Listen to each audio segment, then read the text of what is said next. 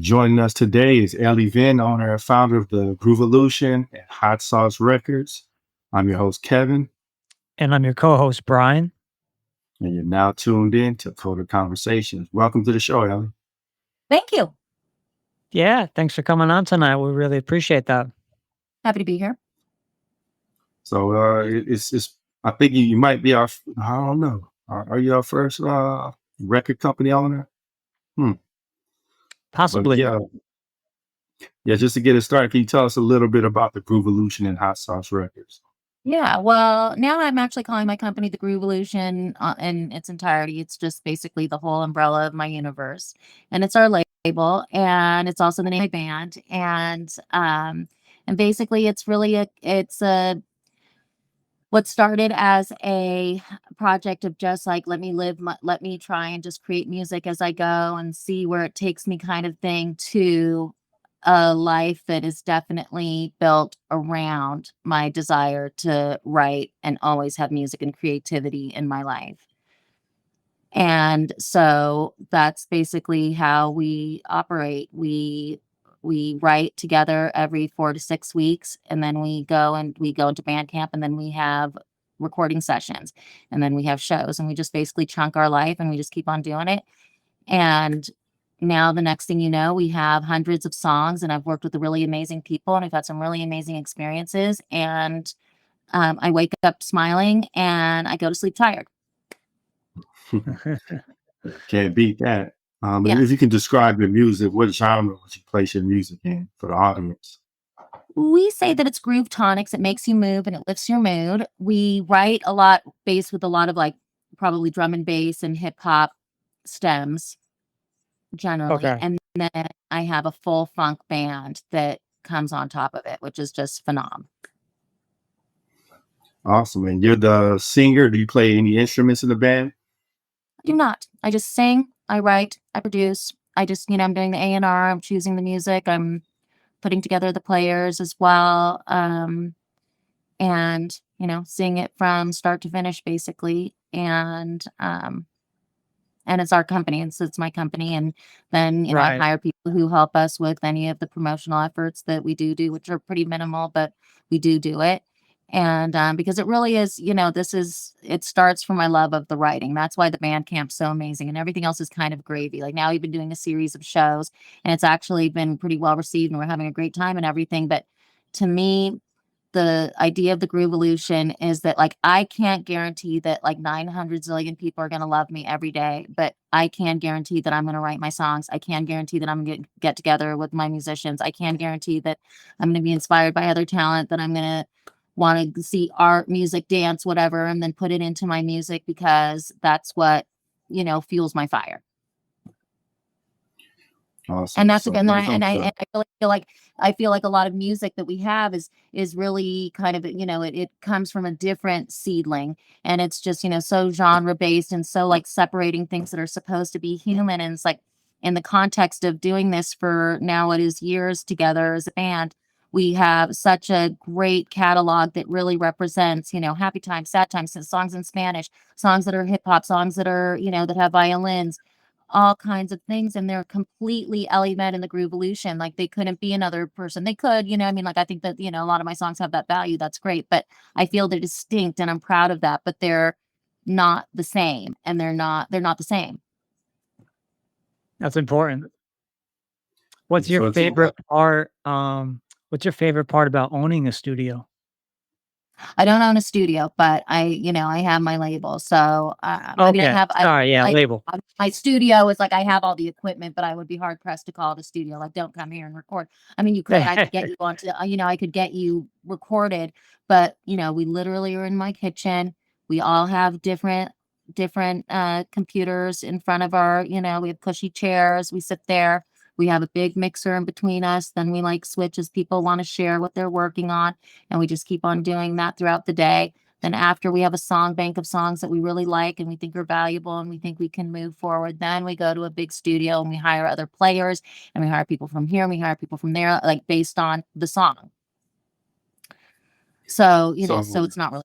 But I mean, I have a lot of equipment. Like I have a green screen. My garage is like a production, heaven. But I don't do it for other people. We do it for our writing and for our, to build our pre-production. Okay.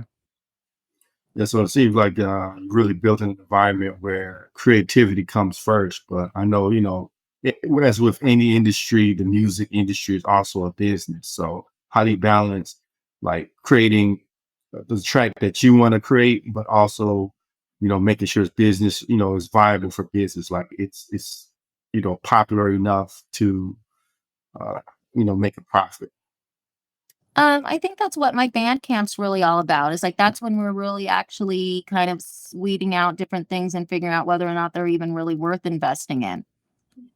And inevitably, out of 5 songs, people always have their favorites, but I feel like through that kind of vetting process, like sometimes it's amazing how a song you can first start it and you can think, oh my God, that's like such a hilarious idea, or like that's a really catchy title, or Right. it seems like, I can really build on that theme, but then the next thing you know, it's like, that's kind of like shallow. It's kind of ridiculous. So yeah, I don't want that song. It kind of sounds like a worse version of that song, and I don't want that. So that can happen. And I feel like that's why the band camp's so fun, because we don't have that pressure of like, it's different when you're in like the big studio, because it's like there's all these other, which is amazing and it's so fun.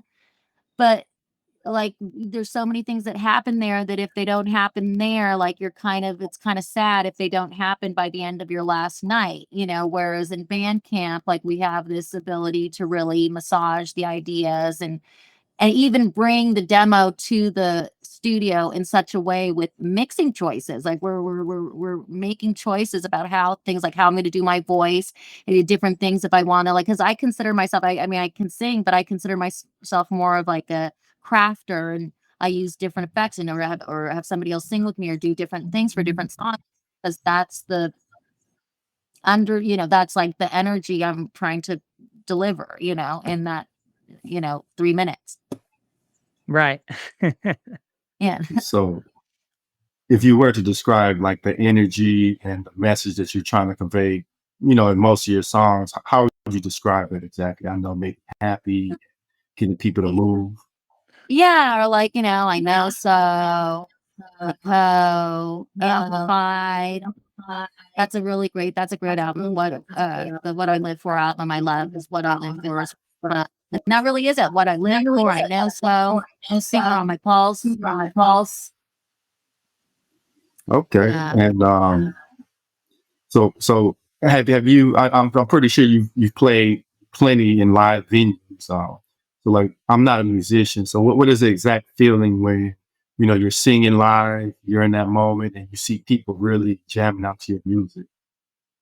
That actually happened recently. We had this party, and it was actually, I almost forgot my words because I just thought, I was looking out and I thought, those people, and they really are having such time. They are loving it. Like they are jamming. They are like, they are. I'm so sorry that we'll be there 40 minutes. Have we been having? I think I have a echo. Oh, not on here. And do you hear anything, Brian? Yeah, I get it. Oh, you hear echo? I mean, I find myself very fascinated. Let's see here, Kate. I don't know. Wait, hold on one second. I think it's because I have this double screen action, so it may be my fault. Let me just go to the displays here. Now I don't hear it Okay. now. Okay, I'm just gonna remove this. Okay, that gives me confidence that we're a-okay. Okay, that's better. Now I don't have it. Okay. What were you saying, Kev? Okay, no, we were just talking about like the feeling of playing your music live and just kind of feeding off the audience's energy. Like, how does that feel? And like, what are you really focused on? It feels amazing. It feels amazing. It's. I don't want it to feel as amazing as it does, because sometimes I think that like once you're kind of on a roll, you're supposed to just keep on like going out and and all that. But I do find some of that process kind of exhausting. Like it doesn't fill myself the way that writing does. Yeah. Like I I feel the can't, same 'cause way. Yeah, I I feel the just, same way. I feel a little bit rude if I can't give a certain energy to everyone. So like that can be a challenge. But in the context of performing and in the context of like, really watching lyrics hit or watch people really get into it, that's like phenomenal. Yeah, I hear that it's kind of like, almost like a drug, like a high. And, after you get off stage, it's not necessarily easy to turn that off. And that's why a lot of That's musicians, they actually go kind of a big hard. fear because I haven't played to like a stadium. I haven't had a stadium experience yet. You know what I mean? Like the biggest in my whole life I've had is like 5,000, and that was like, it took me a while to go to sleep. Yeah, yeah. Can imagine. How did you get past your nerves with such that's a sizable crowd, 5,000. Yeah, but then it's like you're just in the music. Then that's like when it just becomes more about, you're just like with the band and it's just amazing. And you know that what you're doing is like yours. And that's what you have to focus on because otherwise, you know. Yeah, I actually heard like sometimes larger crowds, they feel more lonely because, with the smaller crowds, you're more intimate. You can interact directly with the people. Did I you would, find I that would true? like to, yeah, I would have to say though that like for instance, a crowd of 10, that can be really hard. That to me is hard. That Yeah, is, you can notice when somebody looks at their phone. You can, like if it's a couple hundred people, you can fake look at people. I shouldn't say that, but I mean, it's possible to do that. So that's a relief. yeah. Right enough when you play a show and there's only like 5 people in the audience. That to Not easy. me, that's the hardest to still stay positive and still, play, still get to the end of the set. Very difficult. Yeah. Yeah. How do you keep yourself motivated when the energy is not necessarily like to your favor? I mean, I just know that it will be over soon. Just, but I love my songs and I feel like my songs, each of them, it's kind of like, I don't know, you just want it to be done in a certain way. And I feel like even as a vocalist, not thinking she's the best vocalist, the most important thing is the communication. Sometimes something could be imperfect, but it doesn't matter because if you really communicate it, you communicate it, and then everything also sounds. I also have an amazing, a lucky duck. So have you and your band, have y'all been together for like a really long time, like really low turnover? My heart of the band has been together for a while now. The ones being with me the longest, Prodigy's been with me the longest, so that's like 20 years. Terry, Oh wow. yeah, and we started in different incarnations, like just Terry. He was just a percussionist on some of my songs, and then he went and he toured with like he's a guy for I don't know if you know anything. I don't know what you've done, but are you sure there's not an echo? There's an No. echo again. Yeah. It's definitely not mine this time, but it's okay. I'm just want you to know there's an echo. Okay. Okay. So Terry is he was in Rolls Royce. He was a founding member of Rolls Royce, like Wish Upon a Star, all those amazing songs. And so he of course had his career as an artist, but then also as a touring percussionist with like Janet Jackson and Mary J. Blige and Justin Timberlake and Joe Cocker Wow. and all sorts of great people. I'd already said Mary J. Blige. But why was I talking about him? Totally lost my train of thought. Was it about performing? And it was about bring me back. Oh, like the turnover in the band. Have y'all been playing together for a long time? So he was playing with Yeah. other people, and then he would like if I was doing a song and I needed a percussion player, then he would come back in. But then after COVID, then he was at the time working with Justin, and everybody stopped working, and he was like, you're great. And I had had some family loss, like my sister passed away, my mom passed away. Oh, no. And so he was like, you're really, and I wasn't really doing it because I was kind of blue, I wasn't really having it. I wasn't feeling super, I didn't want to, I wasn't feeling it.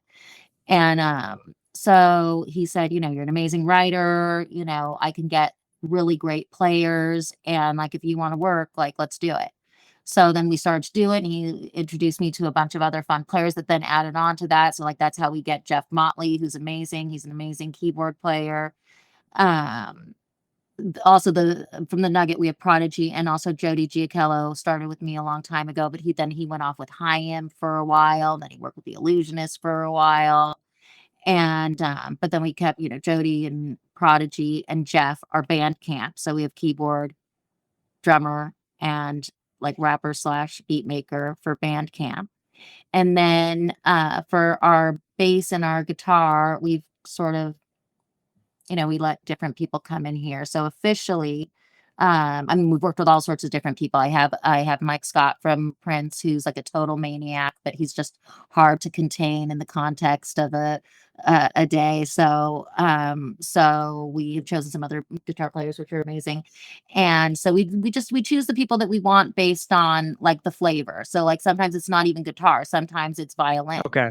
And then Sam Sims is our number one bass player. And then Kern Brantley is his sub. So Sam's like been working with me longer. He's been working with me for like 12 years now. He's with like the Chicks, but he was with Janet Jackson forever. He goes with like Boney James and different kind of like jazz players and stuff like that. And so when he's not available, then Kern comes in. So So all these session musicians, are they pretty expensive, or are they, kind they're, of I mean, cutting you they're a actually, deal? well, I mean, I think it depends on how you look at it. They are really incredible. They work the entire day.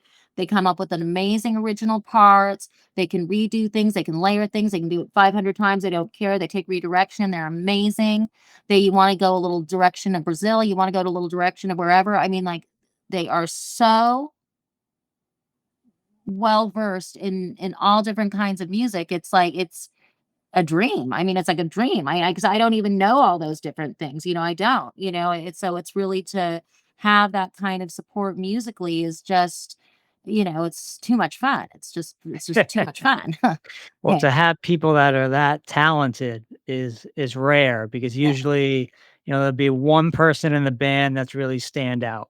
They got a great singer or the great drummer, but it's kind of rare. Well, look at a band like Pink Floyd. yeah, When they yeah, first came out, every single person killing it. yeah. And to have that, I think, yeah, I would be very grateful to be in a situation like that, because a lot of bands aren't really together in a cohesive way, or it might not be sounding, you might be writing the songs, but then when you're actually playing them, the session musicians that you have playing, they might have a totally different idea than you Yeah, do, yeah. which is fine. But I imagine it can get difficult sometimes bringing in all different types of people, Oh, swapping yeah. people.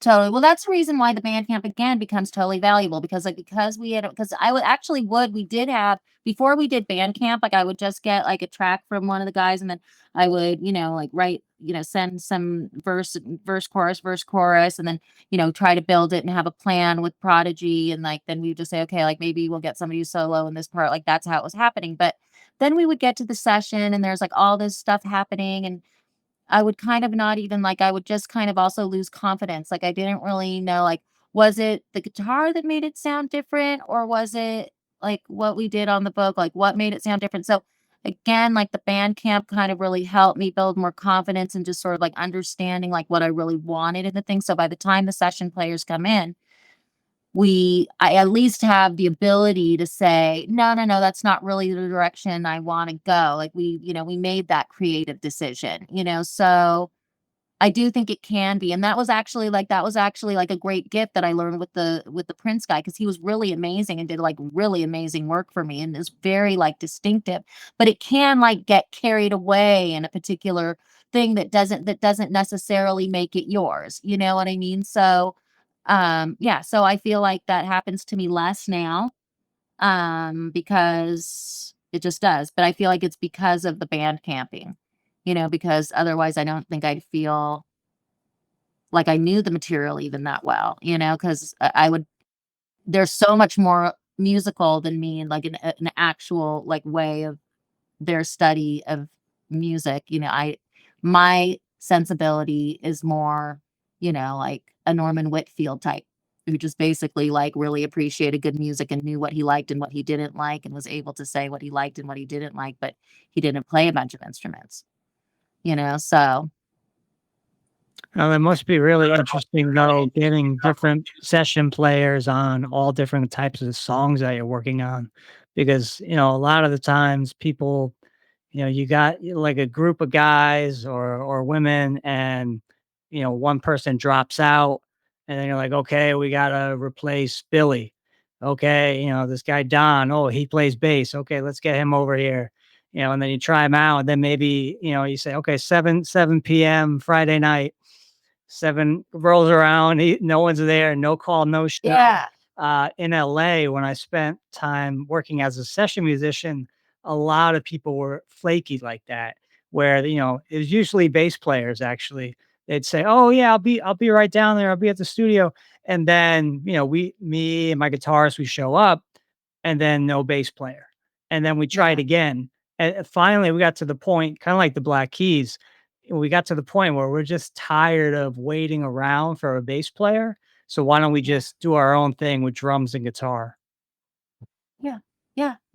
No, I mean, that's the reason why, there have been definite incarnations of my band and my life and the way that I do the musicians. For the longest time, I had a great guitar player also, but he also just really loved like just R&B, and like he would really love like reggae, and I really love reggae, and I have a lot of songs that have reggae influence in it, and I'm into it, but it was like it felt very much kind of like the same thing all the time. Yeah. And then it's like, well, that's not really what I'm trying to like. I don't want to feel like I'm on the islands right now, you know? Yeah. So so dependability is also a really big thing. If someone's dependable, if they show up, if they come drunk, or if they are talking about like the same things at the session, and you're just, I can't unhear this and now myself to think about this, talking about that. So, so like, how do you? So you kind of mentioned your guitar player. At times, he would give a different feel to the song than one that you wanted. And I know that some musicians, they can be sensitive. So like, how do you communicate the fact that he's not giving you what you want without having him like go off the deep end? Well, Good I would say question. the person who I'm referring to, I no longer work with because he wasn't really able to hear it. So that was sad. And it was actually somebody who I really respect, who actually I've written many songs with, and I really appreciate the person, but he just didn't want to see. I don't know what he wanted or not, but it seemed like when we started working with musicians who were really able to redirect and take different notes, and then we would ask him to do it, he would say like, you can create apart from that. Like, it's not my job to polish a turd. You know what I mean? Like you can, I can tell you, like if somebody tells you to try something again, and they're like these amazing players who have worked with all of like the best players in the world, who are totally nice, who are totally respectful, who are there because they want to be, they're getting paid, but they have choices. They're not able to get a gig. Right. And then to not be willing to, like, I have to try to do things differently. Like sometimes I have a different thing, but when you know that something's different, or somebody says somebody, or like, like Jeff says something, he hears something on the keyboard, he says, why don't you try to sing it a little bit higher? Do I say no? I mean, if I really feel no, I can say no, but it might be a really great idea. Right. So like, have you ever had a player, they played a part that you wrote, but they actually did it differently and you liked it and you kept it? It happens a lot. Really? It happens a lot. Not really with my vocal. Okay. One time recently, Prodigy and I did a duet on a part, and I can't remember what song it was, but it sounds so great. It's on the last album, but I can look at the list and tell you. But like so sometimes he and I even sing together. At first I thought that didn't seem like that was going to work, and it was like amazing. Right. Oh, Highway Hypnosis. It's great. I love that song. Yeah. So the guy, Tell us about some of your. Oh, go ahead, Brian. I was gonna say, the guy that worked with Prince, was he a keyboard player or a bass player? No, guitar player. Michael Guitar- Scott. He guitar really is player. legendary. Okay. He's amazing. I actually wrote the song with him. I wrote this song that actually is him and I. Like he wrote the music Right. and then I wrote the lyrics. And then he's on like 20 of our 24 of our songs. He was on, I'm trying to think like the best ones were, but I can figure it out. But he's amazing. He's on Dickmatized. I know that we have a song that's really ridiculous, but yeah, he's amazing. So, like, how were you able to get such prestigious musicians? Terry, because of Terry, like everybody, Terry the Rose Grocer. You know what I mean? Like everybody knows everybody. He's worked, with so many people, and so that's really also it's been amazing. He really loves it. Like he has a true love of putting these different bands together, and he's some of them. Like now we have Randy Boland, who's like this amazing guitar player who's worked with Sting forever. And he's just like, he's so unassuming, and then he starts playing and it's just like tragically good. And so he really finds amazing people. So Terry knows all the different people. I mean, he really, he's definitely, he's a vet. He's a vet. I know the music industry can have a lot of different, kind of eccentric personalities. Can you tell us about some of your more interesting band members? My more interesting what? Oh, your more interesting band members, players that have come through the band. Oh yeah. Okay. So well, I'll say Prodigy's amazing. Prodigy grew up in South Central. Oh wow. And he was South Central is his first band, and so he was on Def Jam, and he has a song with Tupac, and he's like he worked with LV, who was on Gangster in Paradise. Oh, is that Prodigy from South Central Cartel? Yeah. Okay, wow. Yeah.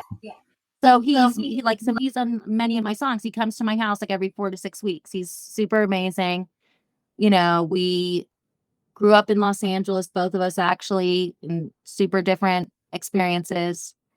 And, music really brought him, totally created like a good life for him. He writes for and with a lot of people and travels and doesn't have the same sort of experience that, he had growing up, and it's because of music that really, he's been able to do that. And, so to me, like, I'm really actually always like really impressed by that, because it's like, to me, that's like the most interesting kind of story, where someone is so like knows that the thing that they actually love the most is the thing that is going to actually save their life.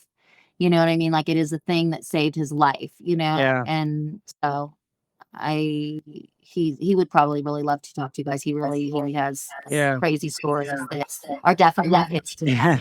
So how did he first get involved with music? Well, I went to school, and my parents were super strict, and this teacher basically said, "I have heard you sing in like the group, the choir, and like not choir, like it was more like a glee club or something like that at school." And he just said, he's like, "I really feel like you would be good for this after school thing that I'm doing called vocal jazz ensemble." And it was like he would take these jazz songs and he would like rearrange them and give everybody their own parts. And so like I begged my parents to let me do it. They didn't want to let me do it. He said that he would like vouch for me and that he would make sure I didn't get in trouble. And that was basically it. Then I started to do that. Then I started to do some musical theater. Then I grew up in Los Angeles, so there were like professional opportunities, but then my parents basically said, no way, we are not stage parents. Yeah. No way. But if you want to do it when you're older, if you want to get rejected all the time, then you can do that. And so then I didn't do that. I got my master's in education and psychology. Yeah. And I I got married for 2 minutes. I got engaged after 3 days and married after 3 months. Wow. And then that did not end well. It was swift. And then it was the idea of what would I do if it didn't matter? Like, what would be the most important thing? Like, what would I really try to do if it wasn't like based on somebody else like wanting me to do it? And then that was it. So I actually was like temping, and I like was working in retail stores, and then I was like a dance queen. I would go to clubs, and I talked to this guy, and he said that he was actually friends with Prince dancers. This is like completely like different, like totally unrelated to the Michael Scott connection. Right. And then he said that they're really great musicians, and if they knew that somebody really wanted to sing with them, like they would love to go into a studio, like, like they would do it. And I was like, well, that sounds super fun to me, because like I don't want to use connections in Los Angeles, because like what if I can't write? Like what if I Yeah. can't do it? Like what if I never tried to do it? So I never, like, I knew I could sing, but I didn't think that I could necessarily write or produce or work in the context of like swarthy musicians. Like I had no idea like what I would Yeah. be able really to do. But So what gave anyways, you? I had a drunken conversation with a person, and he basically said, I know these Prince dancers, and I sent them a picture or a video of me fake tap dancing in a musical in my high school, and basically they then determined that I could sing, and they said, great. And so that was it. I went to a stranger's house. I went for 5 days to Minneapolis. We sat in a little basement, and I had my first 3 songs. And the first song was started with a recorder, like like that was like a little loop that we used, which was great. Okay. Yes. Huh? What were you starting to say? Oh, I was gonna say, so with your writing, with the composition, at what point did you kind of find yourself? Because I know, as a drummer, I've been playing since I was 14. I'm 38 now, so I've kind of gone through all different phases, and metal, punk, rock, jazz, reggae, like just in all the Yeah. different directions that you can. And what I found is that now, if I sit down and work on like a cover song, I just totally nail it. I totally get it on the first take. But Yeah. it's because I've listened to the track over and over and over, so I have it in my head already. And I do the same thing with other musicians. I have the song already recorded. I'm listening to it.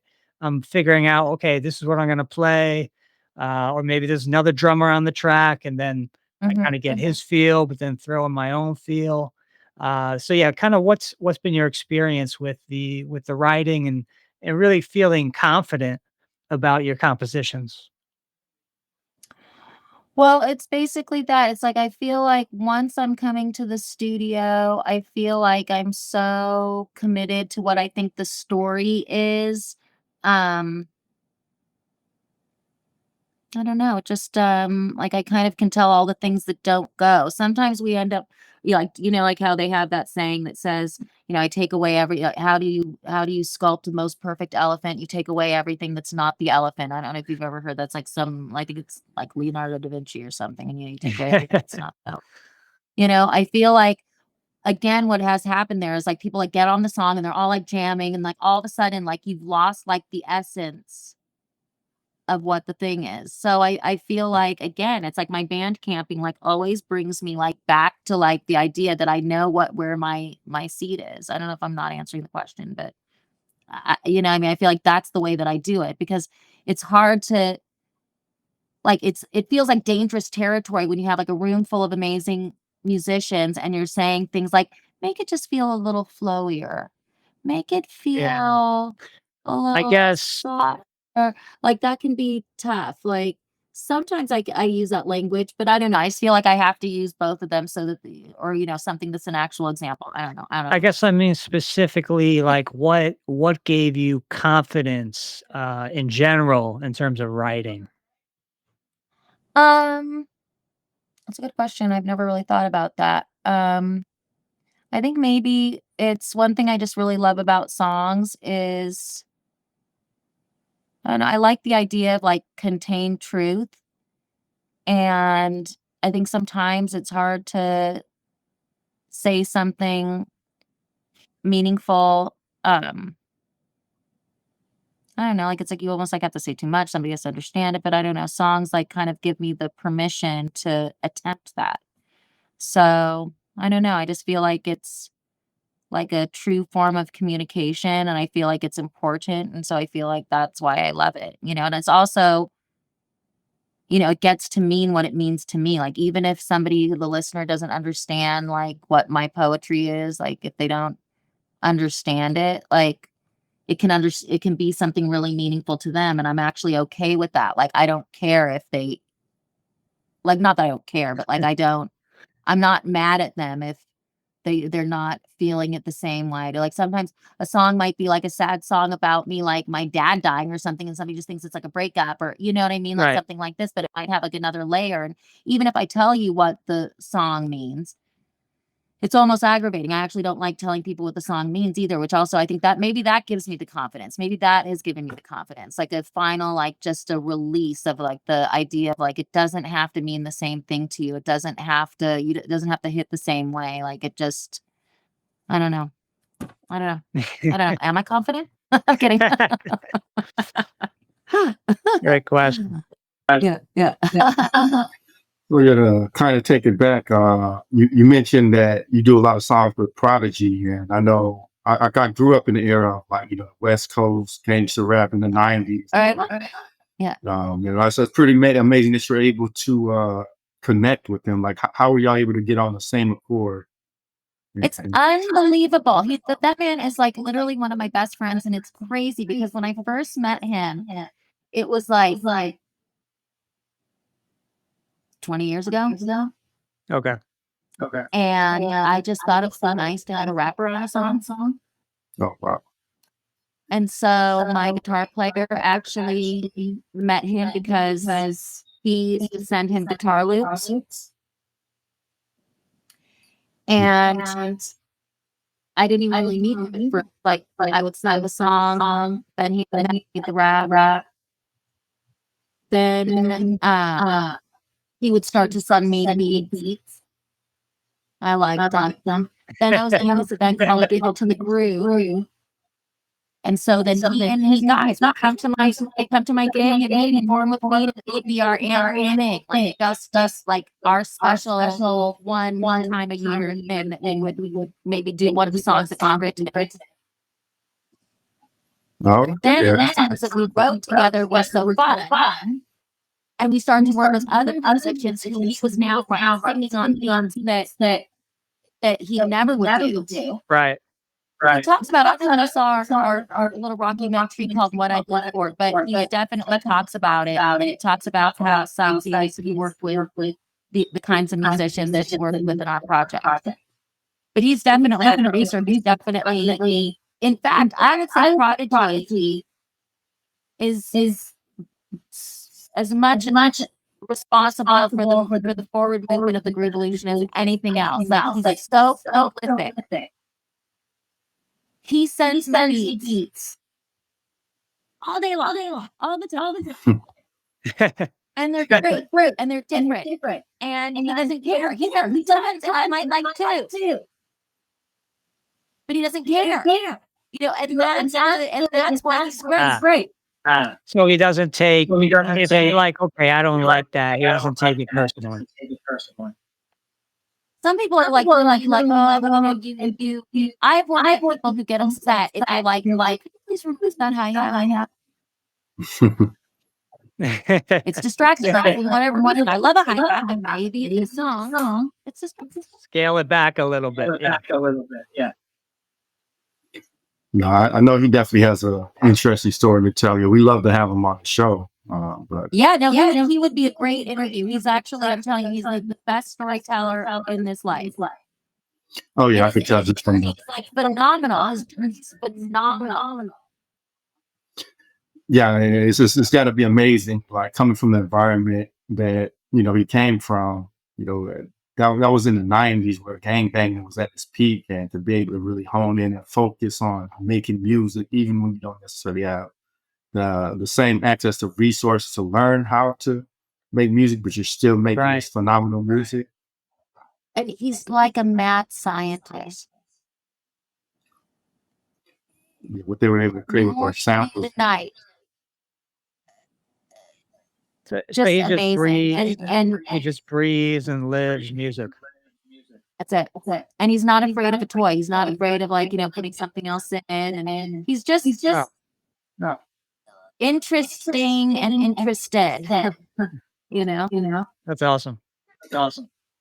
With you growing up in LA, you're kind of in one of the meccas of music. So I'm sure you came across a lot of other interesting musicians. Who else were you able to work with that actually like left a lasting impression on Well, somebody who actually just recently passed away, which is very sad, Reggie Dozier. He's a engineer, the brother of Lamont Dozier Holland, but he was, like the engineer on lots of things, and he you? Oh wow. won Grammys and all that kind of stuff. Really amazing person. But he was the first time I was in the studio. Um, and then, we worked on many projects together, and ultimately he's just like, he was not feeling super healthy, so he wasn't able to work on some of our last things together. But he was just like really amazing because I worked with these different people. And the first time I was in a bigger studio, like, I don't know, it was just, I was with, I think some of the people that I was working with were just, I don't know, like what you would probably perceive as like typical exploitative Hollywood types. And, Yeah, and I was so nervous, like I could barely even move, I was like in the booth, and I just, I was noticing how everything seemed, like an echo. And I wasn't, just wasn't practiced at like, like checking myself. Like sometimes if I can't hear myself, I just take off right. one side of my headphones, and it helps me. But I didn't know any of those kinds of things yet.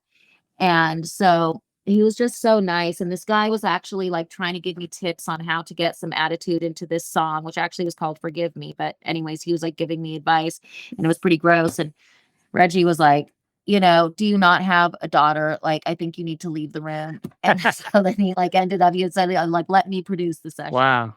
And so, like, let me produce the vocals. And he just stood up for me. And I've worked with him in the context of him just being an engineer all the time. But not only, again, as somebody but he's like super duper legend. Like, it's like he makes even like a current legend look like a nothing legend. Cause like he's a guy who could take a tape and like literally splice it together, like, and create a performance of like a violin, orchestration. Like, he's like, phenomenal. Like, pre-digital, you know what I mean? Right. Like, he also did Outcast. I was at Love Supreme. What's the name of that album? But he did like he won a Grammy for the mixing of that, because like he did Oh all the wow. dumping over to the to Yeah, analog and all that fun that stuff. was a really big So, album for them. yeah. So, so he was just really great because I learned a lot about production. I learned a lot about singing. Like he, like, he's like, "Are you moving in there? Are you dancing? You know what I mean? Are you moving?" And just but very gentle and nice, and like really understood that I didn't understand. Like I didn't know yet. Like I was a newbie. I had not been in that situation, and I needed some tenderness. And and he really was amazing. So yeah. That's amazing because I'm very aware of the lot of those you get the album, the Black Bar, and that kind of genre. That's one of my favorite genres of music, like him, Willie Hutch, and Isaac Hayes. That's really interesting that you're in that lane. You're around these Yeah. players. Uh, And that was the other thing. And Reggie said to me also, because I was so tense. And he's like, I followed Diana Ross around the world for Endless Love. I had to follow her around the world, and she had to sing it over and over and over again. Because I thought, like, I was like, oh my God, I didn't nail it like after 2 times. And I would just feel like I just want to hurl. But he, really let me know that, that was almost never the case, except for like Aretha Franklin, you know what I mean? Who really like wanted to have a one take experience. Like she would incentivize herself for like with activities and wanted to get out, but not everybody can do that, so. But I loved his storytelling about those things. Like it really put me at ease. It really was like practical and good information. And I learned so much from him. Talk about recording. It makes me think about, back to the jazz days, Thelonious Monk. There's this documentary where he's talking about, okay, if you go in the studio and you're just kind of warming up, roll the tape because you might get So something yeah. really good right away. But what Thelonious Monk said or what they said about him was that he might take the first take, might take the second take, but never the third take. So it Right. was always about kind of getting that flow, that kind of vibe on whatever is there to begin with. You want to lay that down on the track as opposed to refining and making this part a little like because forget all that with jazz, it's just all feel. So I find that really interesting that that's how he worked, and that's also how Miles Davis worked on a lot of his albums. He wouldn't tell the musicians anything until they got to the studio, and then he'd say, "Hey, play this in, B flat," or whatever the case was. I love that. I love that idea. And I actually think that, I mean, we definitely do that we definitely like that's, I would say that that is somehow what, how we do it. Like if we can go in there, we listen to the music, then we let them play around with the tracks, then we pull down different parts. Like if we think that we want to, then we let them record it 3 times and they say, which one was your best? Which one was your best? Which one was your best? And like sometimes we'll put together his best with his best and his best and then see what we hear. And then if we like that, then we'll be like, okay, let's like dissect that. And then we might take it apart. Like Terry is very good at that. Like Terry's like very good at then like deciding on what part then he's gonna like hook or something like that. And sometimes that can happen. Um, but we definitely love the improv thing. That actually was also a thing. The first songs that I did actually with Terry when he was the first time we went back to work together, he was kind of doing that. Like we're like taking just the parts. And then it was like, again, that's why it's hard for me to separate music that way. Like I just feel like it's so much more joyful to allow some improv and to see what happens and then to try to like, especially because we're so lucky, like all the different tools we have to record things and we can snip and we can, 100%. amazing. Yeah, 100%. I mean, like for me, let me ask this. What do you think about drums and percussion in general? Because that's been my life since I was 14. That's kind of all I've known is music. And so I'm just wondering what your take is on drummers and their approach to writing and etc. Well, I love my drummer. I mean, I love, and Terry's a percussionist and he's amazing. And even Joey's a really great programmer too. And he's, and he plays keyboards and stuff.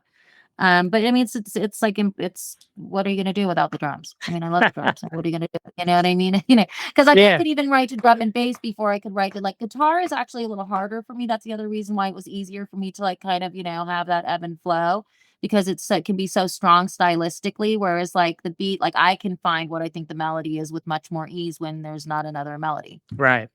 Right. So I know it's like a genre of music that you're in, like dance and groove and funk, drums and both bass guitar. They kind of take the forefront a lot. Yeah, Compared with, which like, I love it. I always want it louder, and then I always want to put my vocal up louder, and I don't like that. I want the bass louder and the bass louder.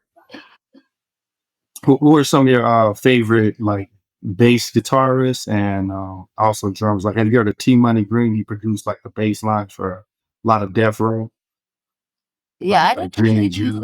know them by name as much as I should. I'm Okay. ashamed to admit. Or what songs really have bass lines that stand out to you and that you kind of took something? Well, let's see. Let's say like I'm gonna say Janet Jackson. I want to say it was all for you. It was like a really crazy one. Jimmy Jam and Terry Lewis actually wrote very Oh, insane yeah. bass lines, like really crazy. And I love Sade, the feeling of that, of all that.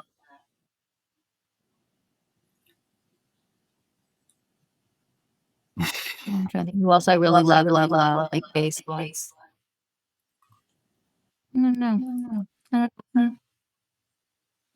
If you had a Bernard Wright, he was with Tom Brown, Okay. the Jamaica Funk, but he was more keyboard bassist. Okay. Which is totally cool too. That's what Sam does as well. Oh, right. Yeah. I'm not as like, yeah, again, I'm sorry. I'm ashamed to admit it. I'm ashamed to admit it.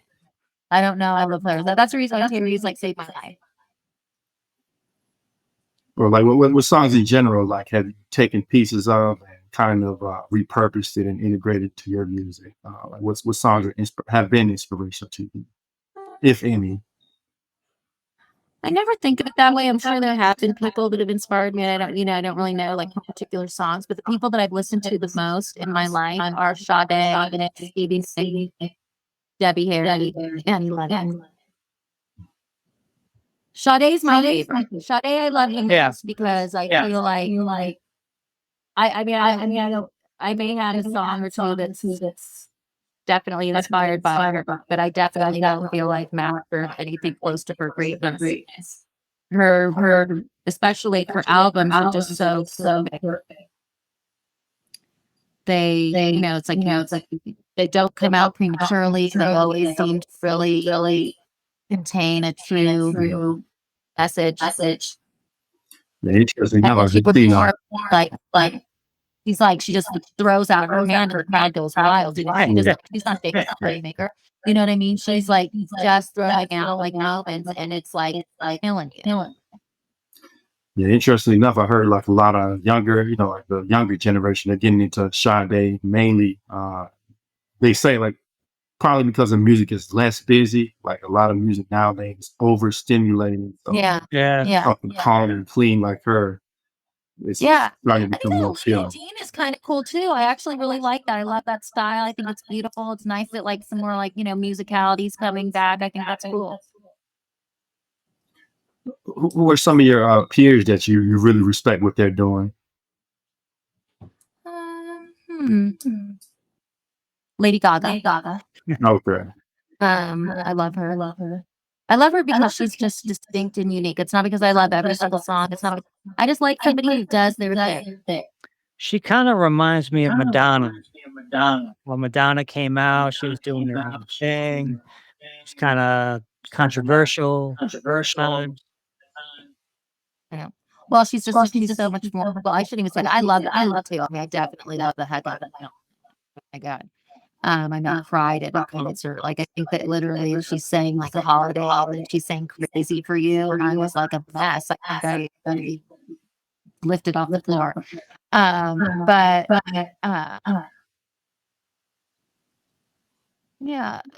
Lady Gaga I just think has so much more drama. And and she's in the way that she plays the piano and the way that she rearranges all of her music. Like I really appreciate that because she sings a song and a song and a song.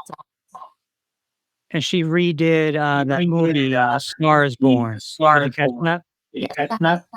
That was sad. I did. I liked it. I was surprised the bread people could sing. That was good. Yeah. Exactly. Okay, if you absolutely had to say between the two, would you say Michael Jackson, Prince, and just in terms of how Prince. Oh my God. Yeah, Prince. I love Prince. Prince is amazing. Again, the same thing. Just chaps and how it's amazing. It's amazing. Just a consummate musician too. Just and I really appreciate what he did in the way. I actually have a funny story. So remember when he did the sign? Yeah. He changes so the symbol, whatever. And so it was hilarious because that was right when I started. My real name is not Ellie. My name is Jessica. And so my mom got me this fancy jacket, and he got it embroidered Jessica on the inside. I was like, I am tired of my family now. I am changing my name to Ellie. I'd been married and divorced, and I felt like changing my name. I didn't want to change it back to my name. And I thought I wanted to be the person who is her best, align herself with people who are equal, kind of good, separate but united. And I moved into an apartment at 11. So that's how the Ellie goes. So anyway, my mom gives me this jacket. That's Jessica, and my she goes, I take it away. Please, not. So then she takes it back, and she literally gets it on one side. So then it said Ellie back, and then right now said sorry as far as more of that's Awesome. So, like, how did you come up with that name exactly? Like Venn diagram, kind of a no. mixture of. I moved into apartment 1111, Okay. and I was just trying to figure out a name. And then I really loved the idea of what the 11 meant, because I was going through this fast marriage divorce, and I just wanted to do what I thought was the best version of myself. And the 11 like really seemed to me that like whether we were the two one separate but united, indivisible, like made the people and the experiences I journey with like have not try to bring me down. It's not like a 6 and 1. It's not like it's more like do your thing too. Like let's go towards a mutually beautiful world. Yeah. Yeah. So, speaking of the best version of yourself, do you feel like you reached a point to where you're kind of walking that daily, or you still feel like there's some room for improvement to constantly be able to do Oh more? my gosh. There's lots of room for improvement. I think that, I love my yoga. I love journaling. I think expressing yourself is really important. I think eating bad food is really bad. Yeah. And sometimes I really mess up, and then I don't take care of myself. And then I just decide, oh, well, that's ridiculous. And I just get back on track. But I plan a lot. I definitely I have a vision for my future and what I would like to do. And if sometimes when I plan, I have to come up with those plans. But if I don't plan, then there's no step. Would you say that you're analytical? That I'm analytical. Would you say that you are? Ish. Ish. I mean, I'm not an expert. Like when it comes to investments or numbers and things like that, I'm graphs. I'm trends. I'm hunches. I mean, educated hunches, but hunches. I like, oh, we got to 9.24. Well, no. I don't believe that. But I do think trend and data are valuable. But the information we get from that is valuable. Yeah. For my final question, so speaking of trends, we see like AI is really starting to enter into the space of music. Is that something that you see yourself utilizing, or is that something that you kind of want to stay away from and have 100% like a human touch to everything? I'm not afraid of technologies. I don't know how I would use it in terms of like my music making. I feel like in terms of our art and stuff like that, writing, we definitely use it. We've used it in some video making and things like that because that's just so wild and crazy. I use Pro Tools, so I use some different effects and things. But I don't like the idea of AI. I don't like it. I don't know. I haven't. I'm not opposed to it, but I think it's like using ChatGPT for writing. You have to proofread it. You have to make sure that it still means the same thing. You have to. But it is nice to get some other ideas. It is nice to get some additional support, but I don't know how I feel about it. It seems.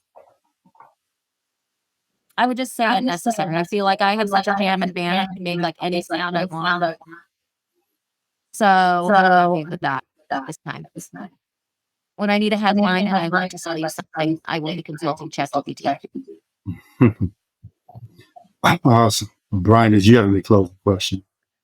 Closing question. I guess I like to ask people this every now and then. If you would go in a time machine and you went back to right before you started getting into music and writing, what tip would you give that person back then? What would be the main thing you want to get across? Like, watch out for this.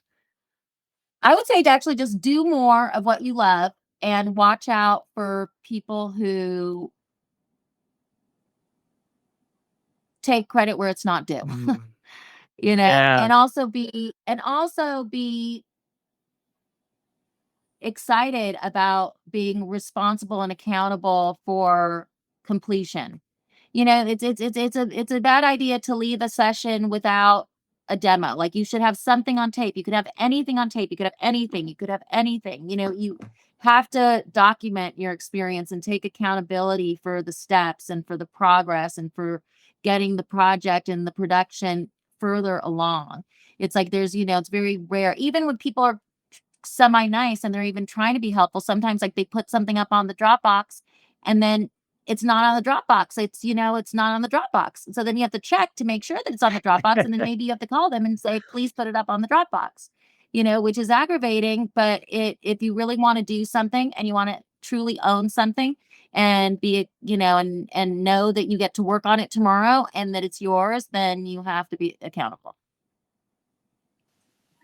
Awesome. You know, it was an absolute pleasure having you on the show and at the top of the hour. Much.